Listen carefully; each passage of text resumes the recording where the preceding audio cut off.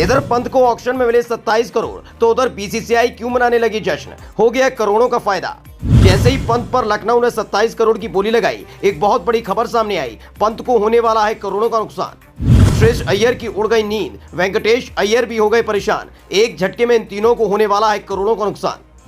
जी हां, ऋषभ पंत को आईपीएल 2025 के ऑक्शन में 27 करोड़ की मोटी रकम देकर लखनऊ ने अपने साथ जोड़ लिया है। लेकिन लखनऊ के साथ जुड़ते ही पंत के साथ एक बड़ा खेल हो गया।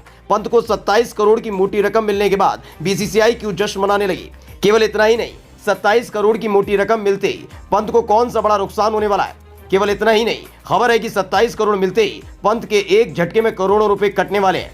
केवल पंत ही नहीं, बल्कि श्रेयस अय्यर और वेंकटेश अय्यर की भी रातों की नींद उड़ गई है। इन तीनों खिलाड़ियों को एक झटके में करोड़ों का चूना लगने वाला है।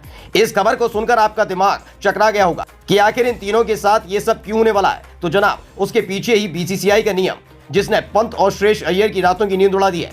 तो आप हमारे साथ अगले 2 मिनट बने रहिए, हम आपको पूरी खबर के बारे में बता देते हैं। दरअसल ये तो आपको पता है कि ऋषभ पंत को लखनऊ ने 27 करोड़ रुपए में खरीदा है, तो श्रेयस अय्यर को पंजाब ने 26 करोड़ रुपए से ज्यादा की रकम देकर खरीदा है। तो वही वेंकटेश अय्यर को केकेआर ने एक ही झटके में 23 करोड़ रुपए देकर उन्हें रातों रात मालामाल कर दिया। ऑक्शन के पहले दिन इन तीनों की मोटी रकम की बड़ी चर्चा हो रही है, क्योंकि ये तीनों भारत के सबसे महंगे खिलाड़ी बन गए।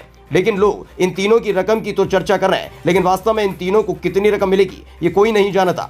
दरअसल असली सच्चाई तो ये है कि इन तीनों को एक ही झटके में करोड़ों का नुकसान होने वाला है।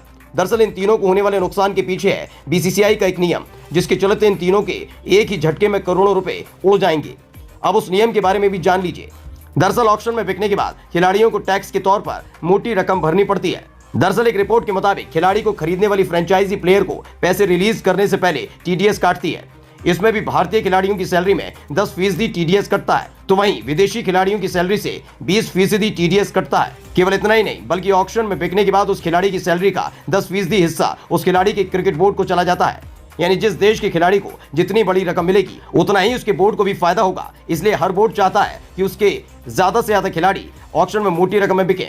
अब केवल यही नहीं होता, बल्कि खिलाड़ियों को बाकी का पैसा भी 3 किश्तों में मिलता है, जिसमें खिलाड़ी को पहली किश्त पहले मैच के 10 दिन के अंदर 10% फीस दे दी जाती है, दूसरी किश्त सीजन के दौरान 60% फीस दी जाती है, और तीसरी किश्त के तौर पर सीजन के खत्म होने के साथ ही 20% फीस दे दी जाती है।